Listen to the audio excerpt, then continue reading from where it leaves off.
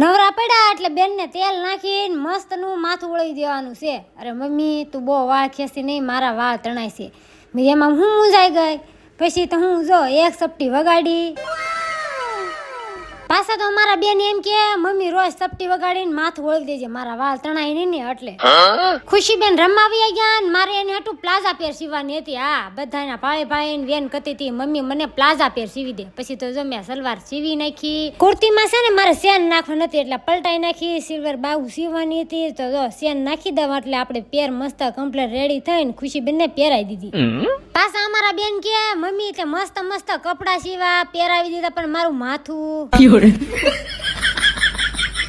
બેન ને બધું કામ રેડી થઈ જાય એટલે એમ કેતા હતા મમ્મી હાલ આપણે બે એક રીલ ઉતારવી. પછી મેં કીધું હાજે ઉતારશું. ઓટાણે કોણ આપણે રીલ ઉતાર દે. અને આજ કોમેન્ટમાં કોને કોને પ્લાઝા પેર ગમે છે પહેરવી. વિડીયો ગમે તો લાઈક છે ને સબસ્ક્રાઇબ. Bye bye.